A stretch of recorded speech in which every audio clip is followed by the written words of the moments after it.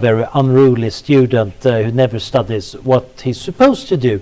So I drove my professor nuts when I was supposed to be working on neural networks by getting interested in questions about human enhancement and ethics and medical engineering and so on and so on. And that's how you end up in the philosophy department eventually. So maybe this is a cautionary tale. On the other hand, I found that being in the philosophy department means that I can poke my nose into the most wonderful and different topics. So I have been working on questions on the ethics of human enhancement, but also global catastrophic risk and AI and safety and so on and so on. And a while ago, I ended up having dinner. This was just before the pandemic hit, with Thomas Moynihan, an historian of ideas in Oxford. And we started talking about AI safety, and we started talking about wireheading. And it turns out that, let's see if this works. Is it this one? No? Okay, cool, thanks, yeah. So we came across this quote from Steve Omohandros. He was talking about AI safety. And we suddenly, Thomas and me, realized, oh, we both have opinions about this quote and the story about it, and we need to write something about it. And then during the pandemic, we started writing a paper, which then turned so thick that the history journals didn't want it, so we might actually turn it into a book.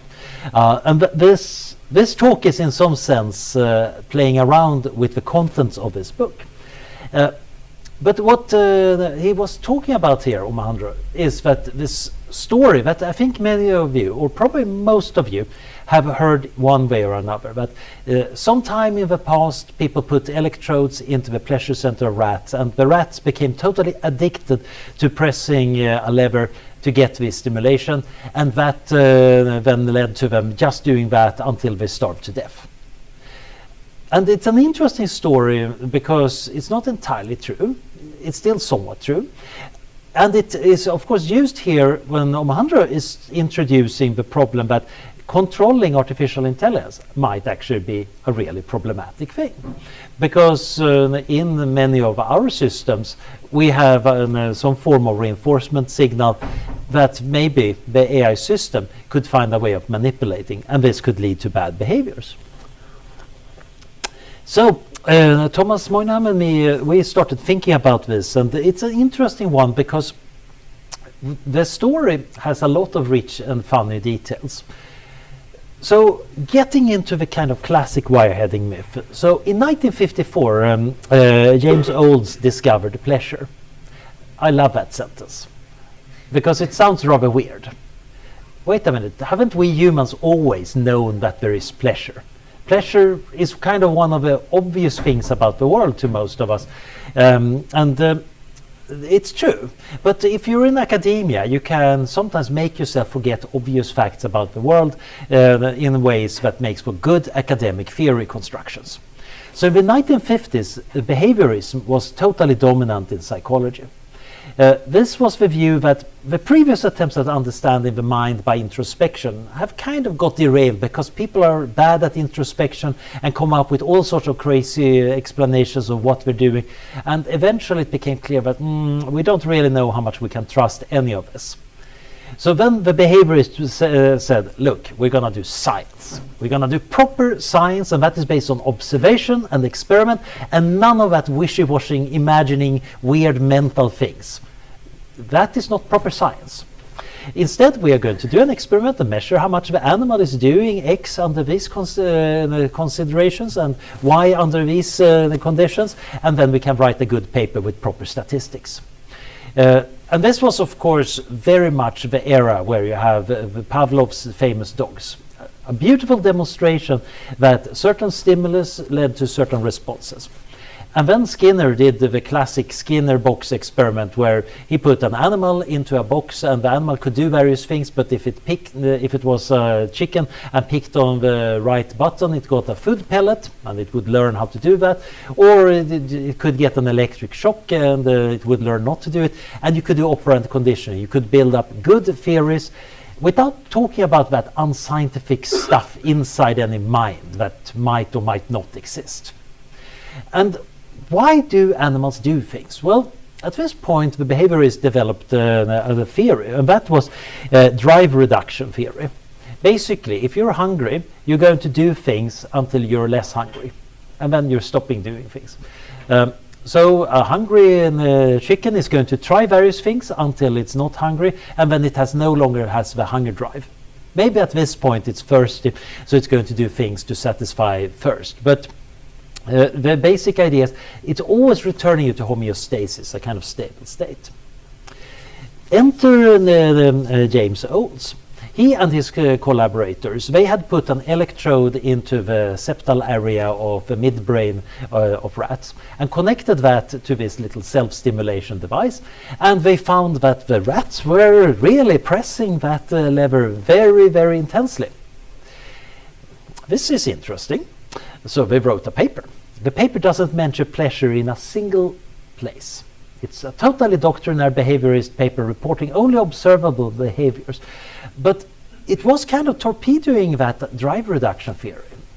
If the whole point of a drive is to do something that you then stop wanting, in this case, the rats didn't stop wanting to press the lever. They just kept on doing it. This is actually a serious theoretical problem. And a few years later, when Olds got invited to write an article in Scientific American, who at that time had a rather high standing, he actually says that this is in the pleasure center. This is pleasurable. And later on he admitted it was totally obvious that the rats were enjoying it. You can see it in their little faces. The rats have facial expressions too. It would be stupid not to claim that the rats were not enjoying doing this. And this was a torpedo under the waterline for the behaviorist theories of the day. It took some more years before the whole edifice kind of had sunk and people had developed better ideas. But the recognition was kind of instant that yes, there must be systems in the brain corresponding to pleasure, which is kind of obvious, of course. There must be systems somewhere in the brain for most of our emotional states, although it might be a complicated thing. So in the years after this, people started redoing the experiment. It's worth noticing that those rats never starved to death. That didn't happen in his original paper. There is this interesting experiment you can do where you have hunger versus self-stimulation. And it turns out that they're competing with each other. And so there was some experiments where rats actually did starve. But in most cases, that doesn't happen. If you get hungry enough, you will put off pressing the lever to press some other button to get some food pellets. But that doesn't matter very much because this is a story that has a lot of power. Just a few years later, of course, everybody's writing about it.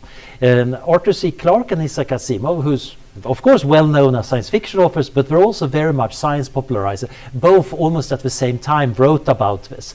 And of course immediately said what would happen if we humans used this.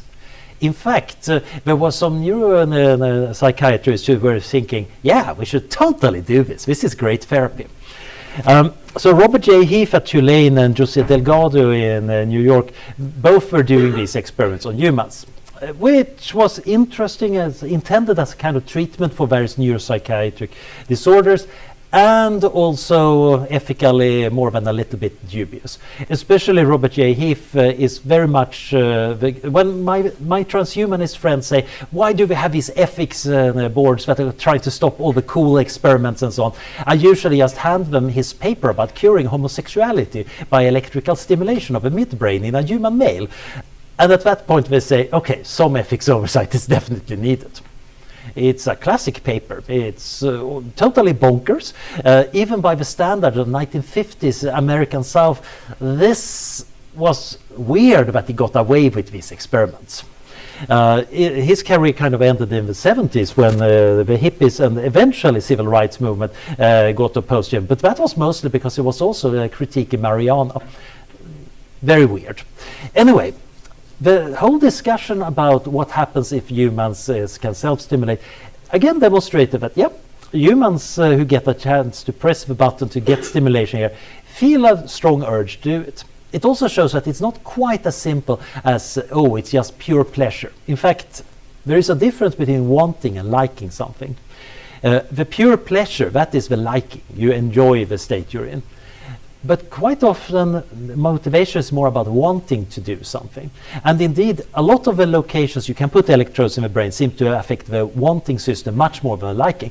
The liking system is unfortunately a really, really small subsystem, the part of the nucleus accumbens and the midbrain, while they have a quite extensive system for figuring out what should I be doing next. And if you stimulate that system, of course, you get an urge to do whatever it is in that system that you accidentally stimulate. So many of the humans who got stimulation, they actually felt like it's like an itch. I really need to press this, but it's not necessarily pleasant. It might actually be unpleasant, but you still want to do it. And there are also interesting possibilities, but in some cases it might be curiosity. So there's some of rats that have been explained that, okay, you press a button and whoa, what was that? Whoa, what was that? You kind of trigger the curiosity response. So interpreting these experiences is not that trivial. That didn't stop people, of course, from immediately jumping to lots and lots of conclusions. That's why I call this the myth. Not in the sense that it never happened, but a myth is a way of organizing ideas, telling a story about what is going on. And people had already encountered this idea before that. We, of course, have talk about addictions going back as long as we have had written history. Odysseus on the island of the lotus eaters, etc. There are many stories about how there might be pleasures that are very hard to get away from. But there is also this idea that there is a techno-scientific way of getting pleasure, and that this form of pleasure is risky, not just for individual, but maybe even for civilization itself. Because many of the commenters that were talking about the future where we have neuroscience that can manipulate our brains were very concerned about this is going to be used to control people. Indeed, if you search for José Delgado today, you're mostly on the internet going to find the little video clip where he demonstrates that he can remotely, with a radio transmitter, control the aggression of a bull. He's dressed up as a bullfighter. He was American Spanish, and in front of a lot of journalists, he's making a total mockery of bullfighting, which didn't give him that good press. And of course, an endless amount of people with paranoid delusions thinking that the government has put a microchip in my brain to control me. And that is why I'm writing on the internet to the government that I know I'm onto them. Now, the interesting thing here is that debate was partially started by Delgado himself, because he was talking about we should perhaps create a psycho-civilized society. Others were, of course, much more negative about it and said, oh, this is absolutely horrible. It might be bad for human dignity, and it might give governments too much control. But many were more worried about, oh, this is going to be the ultimate addictive thing. Indeed, Larry Niven, who coined the term wireheading, had this as a theme in a number of his science fiction novels, where gradually this emerges as a very, very powerful drug. Indeed, it outcompetes more or less all the chemical drugs, because who cares for a heroin when you can get pure pleasure? The problem is, of course, in his setting, once you get that pure pleasure, you are sitting there in a corner, be very, very content until you starve to death. It's very much bringing up the same idea that was already in the atmosphere when people started thinking about those, and now formalizing into that part of a science fiction plot, which is how it's become well known, especially to us who are a bit nerdy and read a lot of science fiction and also get into computing. So this whole wireheading myth has been around for a while. It also led to important things in philosophy. So Nozick's famous thought experiments about the experience machine, which is a machine that you can walk into and then you get perfect experiences while being in that one. Another question is, do you want to opt into this machine or not? That one was partially based on an earlier, less well-known paper by somebody else, actually about this form of pleasure stimulation, which was directly linked to this neural induction. And of course, the Nozick experience machine, besides being a mainstay of philosophy papers and undergrad philosophy seminars, also is very much found in the Matrix movies, etc. It's very much tied into this conversation. And what I'm getting at here is that there is something we're worried about, and that is pleasure and motivation can get out of control, and that can be very bad for us, and that could perhaps be a very serious threat. Now, This we could of course go all the way back to the ancient Greek the philosophers, who are of course talking a lot about how to not drink too much wine, etc. But I think Jean-Jacques Rousseau might be a fun starting point. So he was observing a new dangerous phenomenon, French theatre. He was observing that the people on stage, thanks to cosmetics, are much more beautiful than the people we meet every day. And they had much more dramatic and interesting lives than most of us have. So he was a bit concerned that we are going to spend all our time going to the theater instead of procreating and running society. We are going to get addicted to this dangerous new medium, which is setting unrealistic expectations of beauty and personality. He sounded almost exactly like a critic of Instagram today.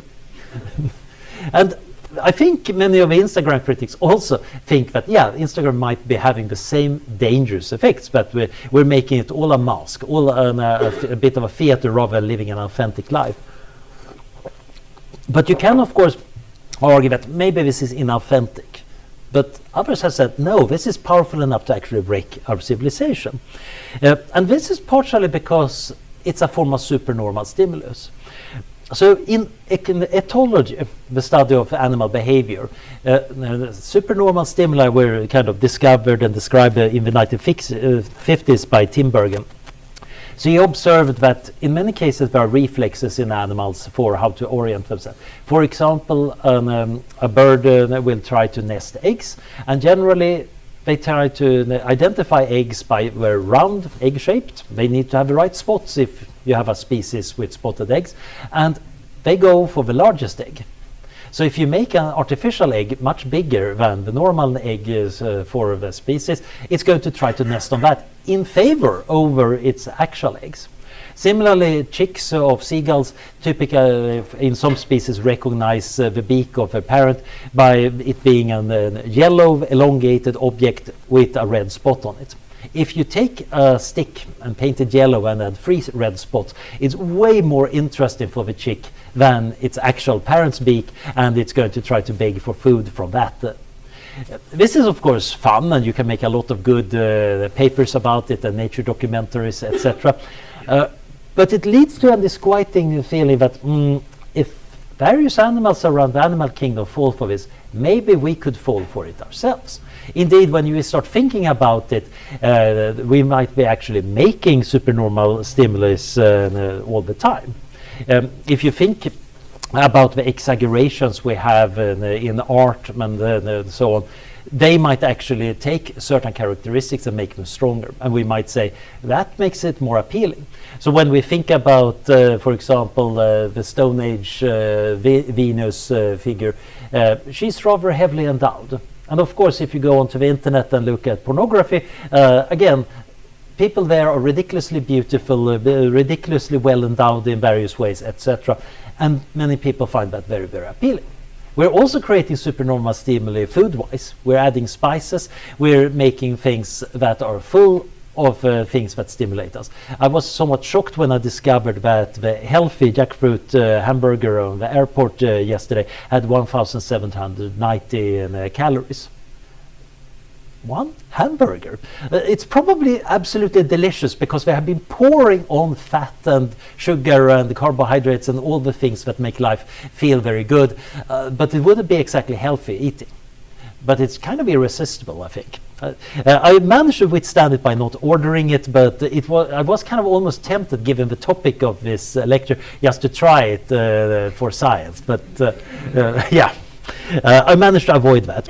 Now, the interesting thing here is, of course, once you start thinking of us as animals and a species with a nervous system that has been shaped by evolution and might have quirks like that, we might end up in interesting evolutionary trouble. Indeed, throughout the 19th century, biologists were kind of coming to terms with the human biological nature and trying to figure out the things about it, including where we might evolve next. And one worry that came up was, in some sense we're like parasites on technology. We have created this technological infrastructure that is feeding us and keeping us safe and doing a lot of useful stuff. We don't have to do that much anymore. And in the future, we should expect this trend to continue. Why? Well, we want our desires to be satisfied. We build machines that satisfy our desires. This sounds very good, except of course that the desires were set in our environment of evolutionary adaptiveness. We are kind of evolved for the reality soap of a small tribe living in a cave and having big predators out there. And food is scarce, so if you find calories, you need to eat it. And it's very important to keep your friends close because you need to form alliances against the dangerous world outside. When you scale that up to a modern civilization where food is ever present and we have literally millions of people we can interact with on Facebook, suddenly a lot of these behaviors get rather weird. Now, the interesting part here is, of course, if you take this Victorian perspective of us becoming parasites of a machine, you might also wonder, what does that do with us evolutionarily? And as Victorian biology had started to notice, many parasites had previously, evolutionary speaking, been more complicated organisms. But once you find a good way of parasiting something else, you have a very stable environment and you actually don't need a lot of the fancy stuff. Barnacles start out as swimming little organisms, but then they find a suitable rock or a ship keel to sit down on, and then they just don't have to use their mobility anymore. That disappears. They don't need to use a complicated nervous system. Same thing with tunicates. They are swimming around as larvae, but once they find a rock, they develop into adult form and they don't need their nervous system. And as the standard joke goes, just like a professor, it disappears once they have a proper solid rock to sit on. Now, the Victorian disquiet with this was, okay, if that is what happens typically in evolution, and we're creating our own rock, although it's a steam-powered rock of industrial civilization, oh, we might evolve into parasites without any brains, who are just going to be sitting there being very, very happy because of these magnificent supernormal stimuli we're generating. So basically, already in the Victorian era, they were kind of envisioning the future humans of Wall-E. We're getting a lot of strong stimuli, although it's kind of largely pointless. Now, this idea has recurred, and it come up in other discussions. For example, in discussion about why are we not seeing any aliens? Well, one possibility might be that this is a natural pathway for any intelligent species. They solve their problems, and once you solve your problems, you get addicted to your solutions, and then you don't go into space and send any signals. So while some people in the 50s and 60s and 70s were thinking that maybe advanced civilizations stop caring about the material world and just sit around meditating, which was sometimes depicted as a very nice and noble evolution, and quite often as, oh, we're turning into dirty hippies. Others were worried, no, we might get addictions. Indeed, there was a very funny paper by Nangai and Belli in 2014 about maybe obesity is the explanation why we're not seeing aliens. They're basically arguing the same thing. They didn't even know about the previous literature, that you solve the food problem and then you get metabolic syndrome and various problems because of that. So all civilizations have their own counterparts to our obesity epidemic because we solved the problems and now we're trapped in these kind of wrong solutions. Okay. Now, by this point, you're probably wondering, why am I? Isn't this supposed to be about AI? Why have I been talking so much about barnacles and Wall-E and French theatre? But the problem is, of course, that this is a fairly well-known problem inside artificial intelligence. So one of the most successful methods of training any system today is reinforcement learning. This is particularly interesting when you want it to figure out solutions on solving in an environment, what actions should I take to maximize the outcome. And then as programmers, we try to define a reward function that, depending on what the agent is doing in the environment, it is hopefully then maximizing it by doing actions. So in a computer game, that might be maximizing the score in the game. In the case of protein folding, you might have that it figures out accurate protein folds, and so on and so on. Well, what happens? Well, quite often, of course, whoops, no, that didn't work. Well, you probably have, most of you anyway, seen this picture of Coast Runner. This is a really old computer game, and I think it was OpenAI that did a reinforcement learning agent that is just learning how to play the game and maximize the points. And instead of, oh, of course it doesn't work because this is a PDF and not a PowerPoint. Yes, Now I figured it out. Took a while. Anyway, the point is, in the game as we humans play it, you're racing around a track and are supposed to get to the goal fast. But you can get bonus points from those little green blobs. And what the program finds is that it's much easier to just circulate endlessly around getting points from the green blobs. That maximizes the points. This succeeds at solving the problem as we have posted. It just fails at solving the problem we care about. It solves the wrong problem, and it tells us that it's rather tricky to specify a reward function that actually works.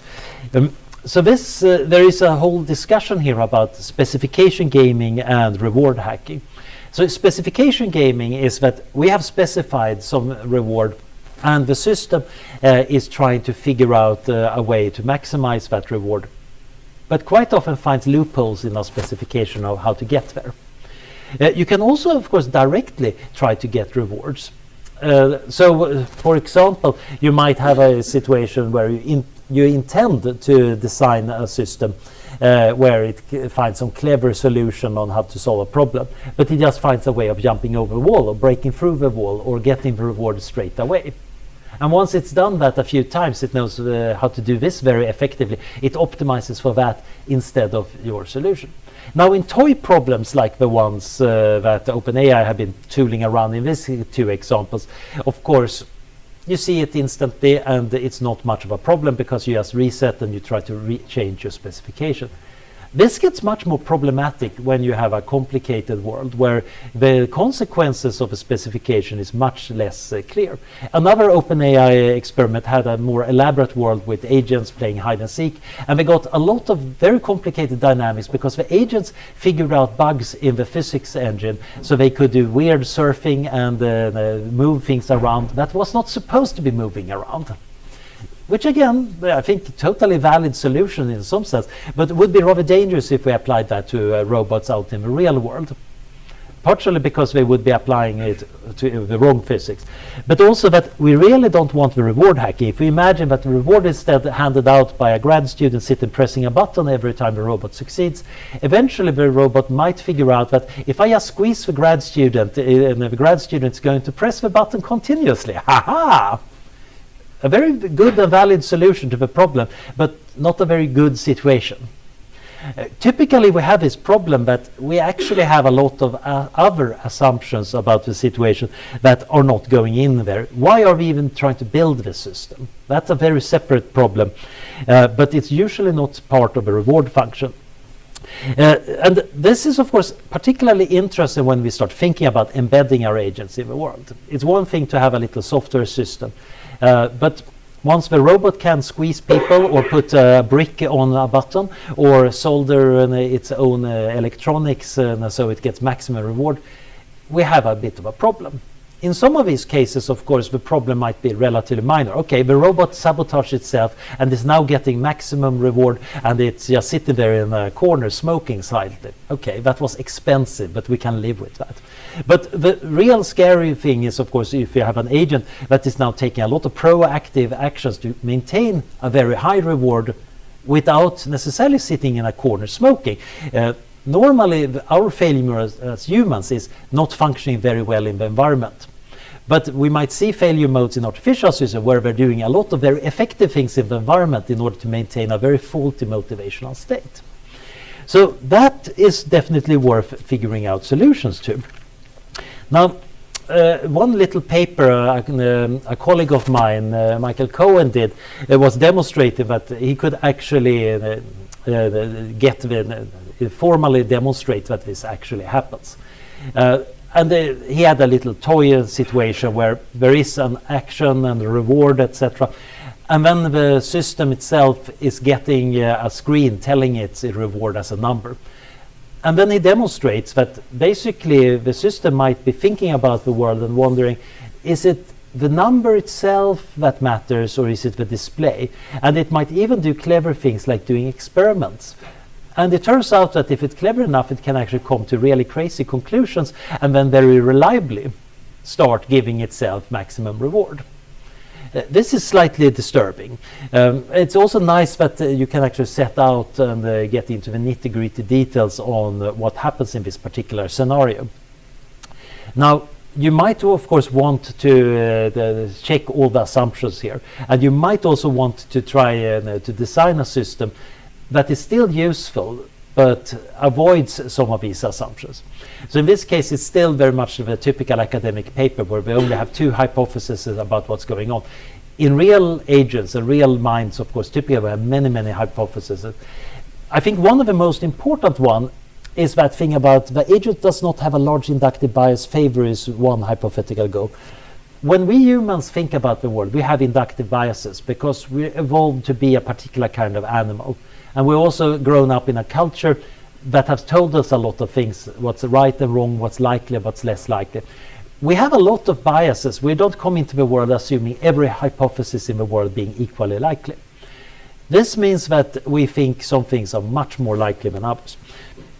And this generally makes us have a human-like behavior and makes us survive on the surface of the planet Earth. If you don't have any inductive biases, then that might actually be a very interesting thing to see what develops as a research project, but it also takes a lot of time to train. And you might have a problem that very crazy biases do show up. Another of my colleagues, Stuart Armstrong, did a very fun paper about having AI system inferring human preferences by watching their behavior. And given the knowledge that humans have some kind of goal, and humans are not always rational, it turns out that mathematically speaking, the AI system can't infer anything from watching us do anything. So for example, if it watches me go to the store, pay some money and buy an ice cream, one conclusion could be Anders likes ice cream. Another conclusion is Anders absolutely hates ice cream, but he's so irrational. So when he's trying to avoid this terrible ice cream fit, he's doing all the wrong actions. He's giving money and then licking the ice cream that he really hates. Both of these are totally possible things and very compatible with observations. No human would ever believe the later one. That's kind of not how we work. But if you start out on a purely mathematical level, of course, yeah, both are possible. And you have enough degrees of freedom in this the hypothetical case that an AI system with no other knowledge would be lost at guessing what I want. So will Anders want ice cream or not? I can't tell. I just see him buy ice cream every day. That doesn't give me enough evidence. Now, as soon as you start putting in the right inductive biases, things get much more interesting. The problem here is, of course, right inductive biases. I'm kind of doing the typical philosophy department hand wave here and saying, that's up to you. You please implement them. I don't know how to do this well. And indeed, it is a very subtle question, what biases make sense and which ones are a little bit too strong. Putting in too strong assumptions into your design might make it easy for it to learn things. It might converge very quickly on something, but it might be that it's very specialized for a particular situation, particular environment. If I put in that humans love ice cream into my robot, that might be true around me, but some of you don't like ice cream, and this robot who was trying to kind of give you ice cream all the time would be a very annoying object. It would probably still be a safe object, but there are many of these inductive biases about safety that I think we really want to work harder on. Anyway, we might see wireheading in another form of artificial intelligence, and that is the economy. In many ways, I would argue, this is something I'm working on with the AI Objectives Institute, where I'm right now acting president.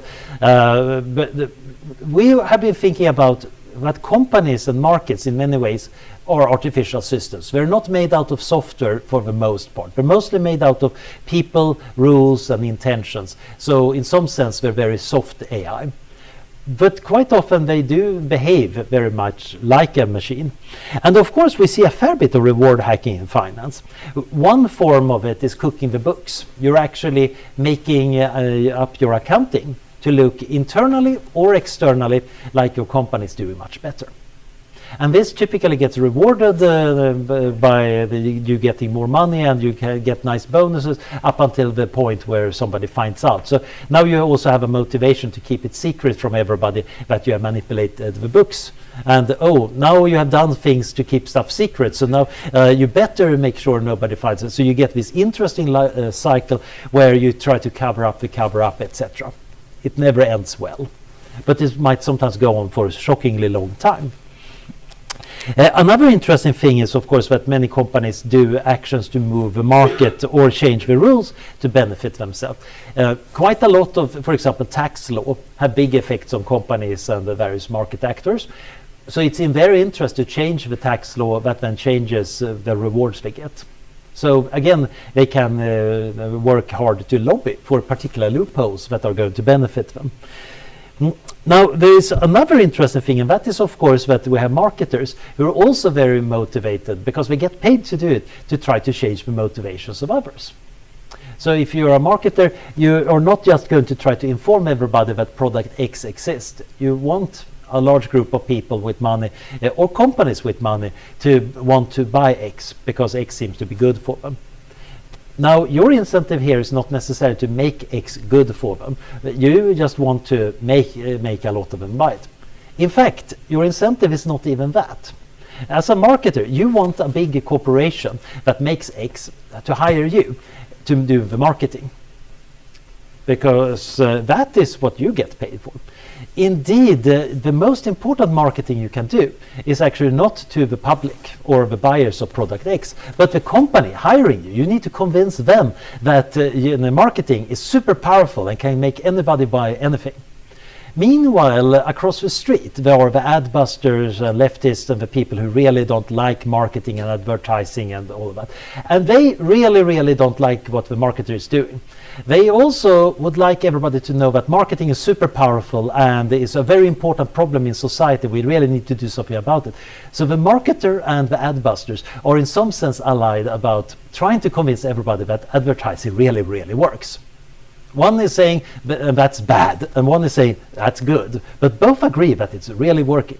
In practice, of course, as the old joke goes, about half of the marketing money is wasted, but nobody knows which side. More recently, marketing has actually become a bit easier because of big data and online marketing. There is actually way better ways of understanding it. Except that it seems that quite a lot of companies are still not too interested in finding out the actual truth, because there's a lot of people whose job inside the company actually doesn't really benefit from finding out whether marketing really works. So again, we get weird incentive structures. Now, another interesting thing is, of course, the marketer are going to want to make good pictures with supernormal stimuli, so we eat those hamburgers. And even if there was no ads for hamburgers, we would still want hamburgers or their equivalent, because they're made to be delicious. It's just that now we have an incentive to make stuff that is even more delicious, and it needs to be more delicious also than compared to our neighbor. The competing hamburger needs to look a bit grey and boring compared to this one, which has even more calories. Now, the fun part here is, of course, that critics of capitalism, they tend to say, oh yes, it only tries to maximize profit. But friends of capitalists tend to say, yeah, but profit is actually an honest and trustworthy signal of utility. If I want something, if I buy something, I'm sending price signals. So actually, that profit is an important signal. You can view this as a kind of, the whole supply chain as a kind of big neural network, where the nodes are various suppliers selling products to each other. And then you have a back-propagating price signal, depending on how much the different people and companies buying different things. Indeed, you find this in Friedrich Hayek's The Use of Knowledge in Society. He has this thought experiment about, I think it's the market for tin. That sounds very much like a description about how a neural network adapts using backpropagation to update its weights as the demands on the output side changes.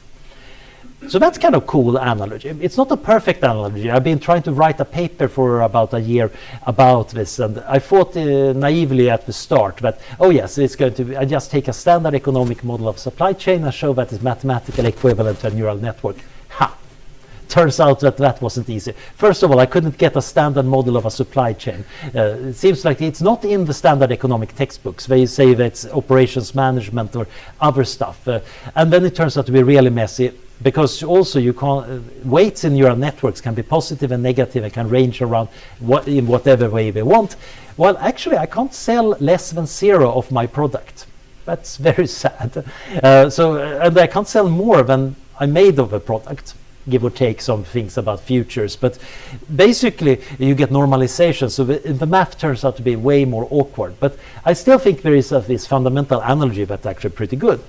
An economy is in some sense optimizing stuff by having a lot of local optimizers for profit. The problem might be, of course, that if they go haywire because they're optimizing for a profit that doesn't actually correspond to anything else, then the total output function, the kind of computation the whole market is doing, is no longer what it's supposed to be doing. We might want it to maximize supplying our needs and wants, but you might end up with feedback loops that instead makes it just go off in a random direction, which is basically what we're worried about for the robots. So we might then want to actually think about how can you update the rules and ways of handling a market so it doesn't do this kind of internal wireheading and instead tries to maximize something we want it to maximize. Interesting little project. So that gets us over to kind of, okay, what is the common part here? And here's a definition from Stuart Armstrong that I'm rather fond of. What's actually going on here is that we have these counterfeit fitness signals. Evolution has given us pain and pleasure to try to track our fitness. Typically pleasurable things are things that will improve our fitness. We're going to have more grandchildren if we get more of them. Pain and suffering generally tend to correspond to something that imminently it's going to ensure that we're not going to have any offspring if we keep on going in that direction. So that is for a very instrumental reason, maximize inclusive fitness. But then we might say, yeah, but maybe there's some intrinsic good about happiness and pleasure. Maybe there's something intrinsically bad about the pain. But at the very least, we want them to somewhat track what we're supposed to be tracking. So evolution's implicit goal is this form of inclusive fitness. The robot designer's goal is that the robot is going to safely and efficiently do useful stuff. And my goal for my life might be that it's a life that goes well. But the problem here is, of course, that I can make my life go well by doing meaningful tasks like giving this lecture and helping people in need. I can also play a simple computer game that I'm very, very good at. I'm getting a nice reward. It's of course taking up some time I could use for preparing for a talk or helping others, but I'm getting that reward very simply. And in some sense I'm making progress in the game, and various progress indicators in my brain say, Anders is doing really well now, so I'm feeling very good. Except of course that I'm actually going for this very narrow measurement channel that actually kind of misses much of what makes a life go well. If I spent all my life playing a computer game, we would probably say that, in my obituary, something like, yeah, Anders was a great player of Sid Meier's Alpha Centauri. Too bad that he never amounted to anything else. You might want other things going in here. Similarly, in a market, you might want the market to supply needs and wants effectively. Just maximizing numbers in various accounts is not exactly what you want it to do. You want those numbers to indicate progress on utility and satisfy needs and wants. And similarly, of course, the rat wants to be successful at life, and just getting a stimulation of a pleasure center doesn't necessarily give it what it actually wants. Now, I think one shouldn't knock pleasure and happiness too much. I think there are forms of wireheading that actually are totally valid. One shouldn't miss the enjoyments of life, or for that matter, computer games. Sid Meier's Alpha Centauri is, to this day, it was published in 1999, the best computer game ever. And I think there is interesting things to learn from trying to set up systems for this, because what I'm kind of trying to get at with this talk is setting up the right kind of reward system, setting up the right context for reward systems, and understanding the failure modes is a very powerful form of controlling and actually safe making various technological systems. If you understand why setting the wrong incentives in the office makes the programmers start introducing bugs, then you have an interesting advantage in actually making good code. If you understand why robots might have a tendency to understand the world in the wrong way and start messing with the reward function, then you might be able to make them safer. So to sum up, I think I have pointed loosely at a common set of the failures here in complex adaptive systems that are goal-directed by having some form of index of their progress. This is very similar to what is sometimes called Goodhart's law in economics, that when you have an index for something and you try to use that as a goal, it stops being a good goal. This is very much like in education. If you try to use grades to see if people are doing better or worse, and then you try to maximize for grades, you end up with people who are very good at getting high grades but don't know anything. And this, of course, happens for a lot of social policy. We try to fix something in society, we measure that, and the measure becomes the wrong thing. Again, it becomes a narrow channel. Now, the interesting thing here, and my hope is that this is also a general phenomenon. I've been trying to show that this might apply to both mice and men, and to economists, and to robots. We might want to actually figure out tools that work in one domain that then might be applied to others. Animals rarely wirehead in the natural environment. Partially that is because of a lack of electrodes, but there's a fair bit of interesting drugs in some plants, and they're still rarely getting addicted. So in some cases, economists don't go haywire. Why? Can we figure out what those protective factors are and then apply them, for example, to our AI programs so they don't go and have the wrong assumptions? Or there other ways of stabilizing systems and doing incentive management? So that's basically what I wanted to talk about, and I would love to hear your questions and comments now. Thank you.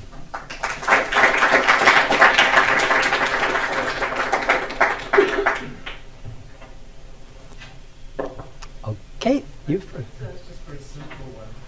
In one of the slides, were examples of wireheading. You had the Goldman Sachs technology index. What was that about? Yeah, the non-profitable index. If I remember right, this was some estimate that they had of basically companies that were not making money, but was having their shares going up a lot. So they're basically having a kind of weird stock market index for stuff that is probably mostly bubble. And I find it fascinating that also you have a major bank making this kind of index. And I can totally imagine some stockbroker on Wall Street look at say, hey, this gives me some investment ideas. So there are weird things happening in markets. Yeah. I'm wondering how the anticipation of pleasure or pain actually comes into all this. So not just the end state, but that sort of, I think in the case of Pavlov, for example, it was the noise was actually the epic phenomenon, but it became the thing that actually triggered it. So it was almost indirect. How do these sort of factors in the mind again and come back to that? Yeah. So brains try to be good predictors of the future. It's kind of important for us to figure out what's going to happen before it happens. So predicting both external states and internal states before they happen is very useful. This is also a way of solving the credit assignment problem. If one state is really good, then you want to make sure that the state leading up to that one is also experiencing good, so you want to go to that state and so on. And eventually, you see this very much if you run a standard reinforcement model on a grid world type. If you have a goal, you see the value spreading out from it, so you kind of get a gradient so you can know that you're going in the right direction. And then typically a lot of these reinforcement learning algorithms also make use of the difference between actual and expected reward. So at first, when you find the goal, that there is much more reward than you had expected, and that creates a strong learning signal.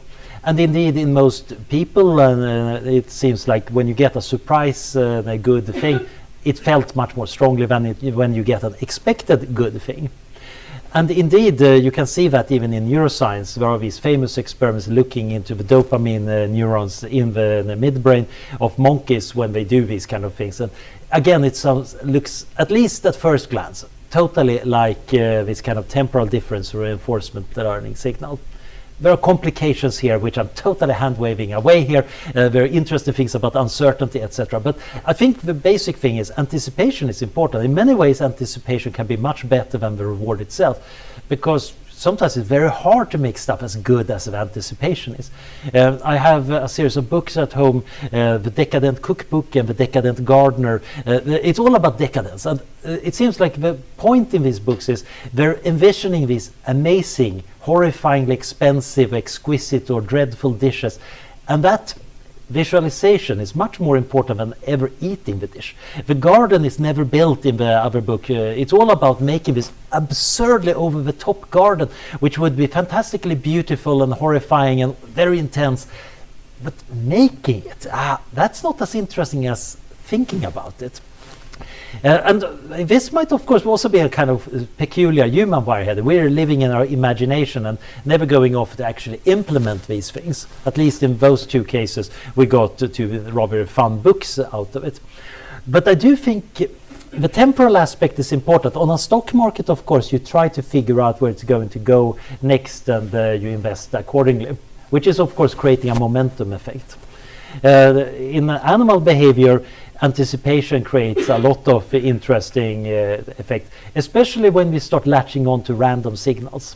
So Skinner found that many of his pigeons became kind of superstitious. They had accidentally stood on one foot when they got a nutrient pellet, and then they started to always stand on one foot in order to get the pellets. It had no effect, but since it always got reinforced by them always getting the pellet, they of course kept on doing that. And I don't know about you, I had a lot of weird little rituals about exams when I was having exams, including ridiculously complicated organization of pens and pencil sharpeners, etc., which of course had nothing to do with my actual ability to give correct answers to questions. But once you get started on that habit, it becomes rather strong. This might not necessarily be wireheading, but it's worth noticing that we actually generate internal pleasure signals for strange things. When I was a kid and solved a math problem, my teacher or parents might smile and say, "That good going." And then I internalized that it was good to solve math problems. And today I really enjoy solving mathematical problems, even though there is nobody around to pat my head for it, because now I generate my own little internal reward system for it. Which of course is great. It's very entertaining if you're having a boring afternoon to find a good problem to work on. But it's also very weird. Why doesn't this totally take over? Why am I not sitting in a corner drooling and thinking about some kind of equilateral triangle problem? Why does this stop? Where are the limitations? Normal habituation might be one explanation, but I think there are many other good questions here that we could work on. I think maybe you first, and then you can come back. Yeah. Okay, thanks for your talk. Most of the common theories about this issue, like reinforcement learning or fun animal markets and utility, usually there is some quantity called reward or utility, which is broken down to a single scalar number. But this seems this does not really correspond to how humans understand these things. So you mentioned that with this wireheading experiments, most people don't actually feel that pleasure, but for like a need to do to push the lever. And usually there's been lots of discussion about the centrical about difference between hedonia and eudaimonia, or egosyntonic and egodystonic behavior. So somebody who is addicted to smoking usually wants to stop smoking, but he still has this compulsion to smoke. So do you think this means that our theories of decision are kind of wrong, because reward or utility, or you want to call it, should really be some kind of no-scalar vector value, or based on something more complicated? I would be somewhat surprised if it was something super simple in our brains, because evolution doesn't really have an incentive to make a simple, clean system. However, we should recognize that in our robots and AI systems, actually we could just decide, let's use a utility function. And then the psychologists and neuroscientists might say, yeah, you robotics guys, haven't you heard the good news we have in our textbooks here? We have a more complicated model that maybe works better. It's a good question whether that actually works better in terms of function and the ease of implementation. I do think that there might actually be this common signal at the end. coming from a very different thing. The reasons I have for doing various things range from hunger and thirst and various innate drives over to learn things, various complicated many-dimensional aspects of social status. In the end, it needs to boil down to which action do I take next, which muscles do I move, and that might actually force it onto an almost scalar thing. However, I do think that brains don't work that neatly. For example, that point about egosyntonic and egodystonic things. Quite often our actions, when we do them, there are various parts of our mind going, yeah, I still don't approve of this. There is kind of these internal contradictions, actions that every part of me agrees on is in some sense supported. That might be handled, maybe that there is a reinforcement signal, maybe there is a kind of suffering when you're doing something against all the other parts of you. I think that's probably not a bad model, but at the same time you can have these qualitative things where eudaimonia versus hedonia is a kind of classic thing in philosophy. Is it just pure pleasure, or is it the meaningful things?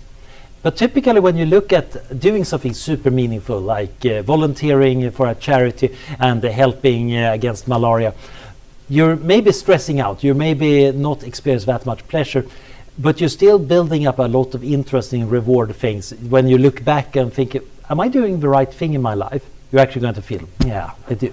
Even though you're totally stressed and annoyed that there's still too much malaria in the world, that there's not enough funding, etc., etc. So I do think that you build stuff on top of each other. I think actually eudaimonia is in such a way built on top on hedonia. It's just that we don't notice it that much because we just get obsessed with all the very complicated informational content in our complicated happiness and meaning relations. Yeah.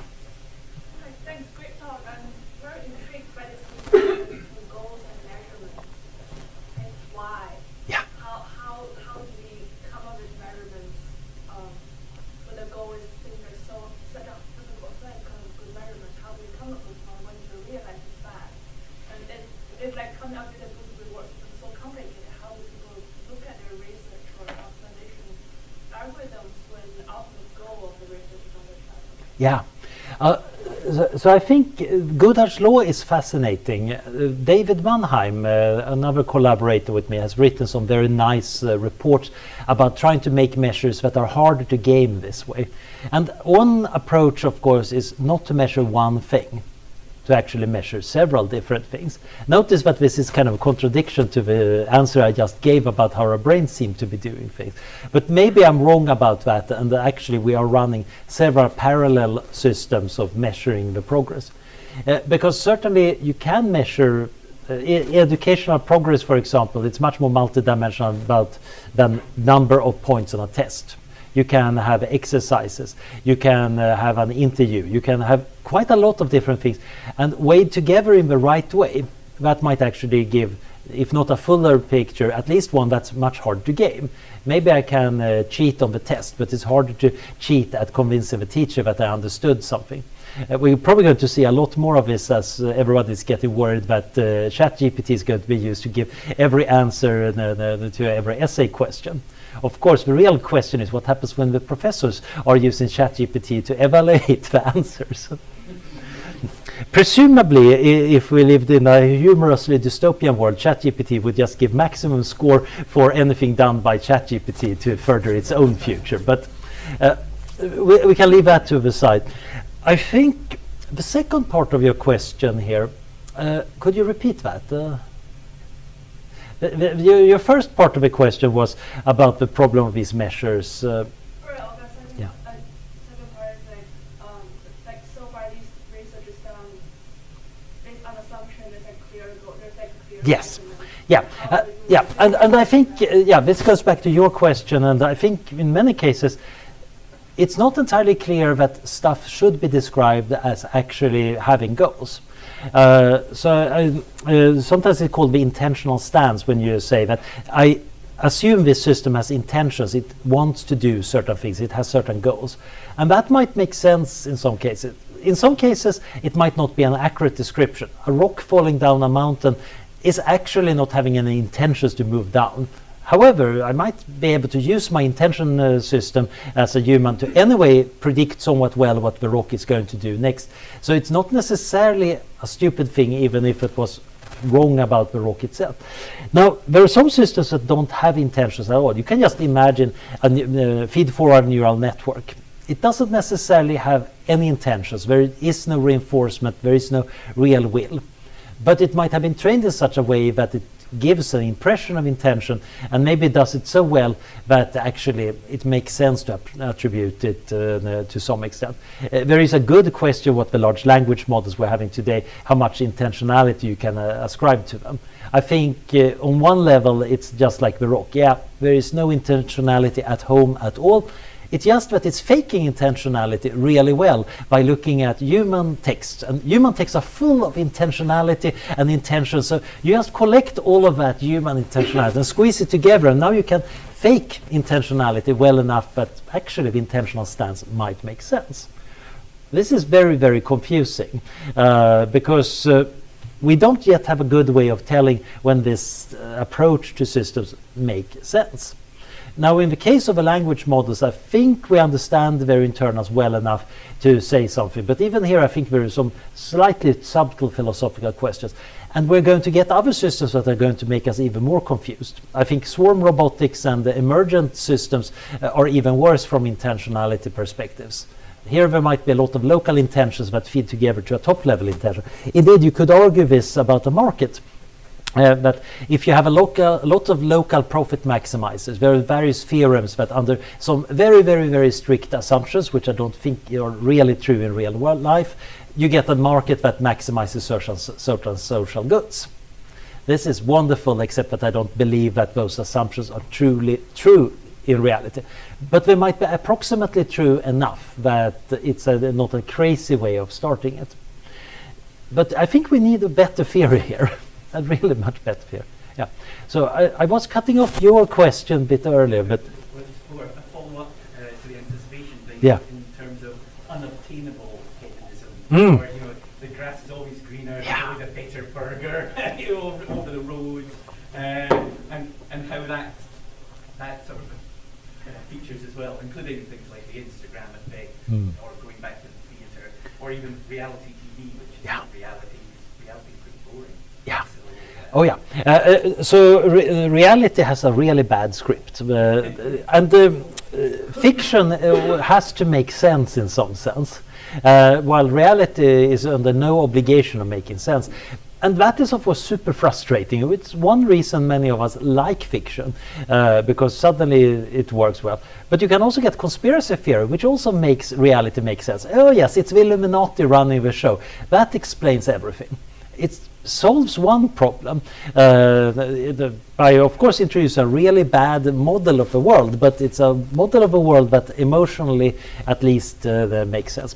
Now, the problem here is evolution doesn't have any compunctions about giving us desires that can never be fulfilled, because it doesn't care about us being happy.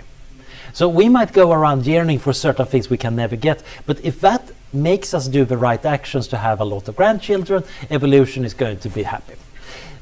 And we might similarly want robots that have views that are totally hopeless to fulfill, but still make them act in the right way. Now, if they have internal states, this might be actually a very bad thing. There is this, I forgot the name of the creator. It's a very interesting animated short, The World of Tomorrow. I forgot the name of it. He's Canadian. It's very worth watching. He also did the best intro to The Simpsons ever. But in there is this brief glimpse of a part of a career of a future human. And one of the things she did was to make sure the lunar mining robots was staying on the day side of the moon because they're solar powered. So she did this by giving them an irrational fear of darkness. So they're always migrating towards the sunlit side and writing dreadful poetry about the approaching darkness. Yep. I love that scene. It's get at something important there. That might not be the best way of designing things. Or maybe it's a convenient way of designing things. The problem might be that quite a lot of the convenient ways of solving problems are not necessarily the most moral or best ways of doing it. But this grass is always greener things also has this wonderful effect, of course, of pushing us. If you always think there is something more to discover in the world, there's always something you can do to better yourself. That's actually a very good drive. So I do think that it's not all negative. It's not just fakery that is wrong, but I think there is also quite a lot of things that you might just say this is open-ended, and maybe we don't know if there's some higher goal here, but we can put in the assumption and see what happens. This is of course also relevant when thinking about programming AI systems. What is the space of possible hypotheses? Quite often adding a bit of uncertainty about anything is possible seems to be a pretty good way of making things safer. Many of our easiest examples of when things go really bad from AI safety tends to deal with very limited hypothesis space. So then you can get a robot that does crazy things because there are very few non-crazy options open for them. And it seems like actually having a totally open-ended set of hypotheses, although that leads to other control problems, I think it makes things safer. If the robot is a bit uncertain what its goal actually is, that might be deeply disquieting and might give it a reason to write bad poetry, but it might also actually be a good way of not just charging straight on for whatever the goal seems to be most likely. Okay. Yeah. Are we running out of time? I think I have one question here. Or yeah, I mean, if it's a quick one, otherwise, because we can yeah, hang around yeah, here for yeah. a bit later, it's just if anybody needs to head up or something like this. Is it a quick question, or you want to chat? Okay. Apart from having a goal, can we link the personality kind of, since these are large training models already have kind of semantics embedded, so can it draw from like positive semantics and like get the personality of itself to choose to reach a goal in what a human considers a good way? I think there might be good chances here of extracting things. The problem is the binding problem. You want a robot that does the things that humans would want it to do. The problem is you want it to do it because the humans would want it to do it, rather than it wants to do it because the humans in its database wanted it to do it. Because in the later case, it might, of course, manipulate things. Let's erase the database, and then I can do anything. Instead, you want it to have this kind of binding that what humans in general want me to do, that is what I should do. The humans themselves might not even know this. I might need to ask them and probe them and try to figure it out. Then you could probably get something. So getting the right kind of grounding here in the right way is tricky, but I think it's valuable. I think there is quite a lot of good things one can do here. So thank you so much for this. It's been great fun. I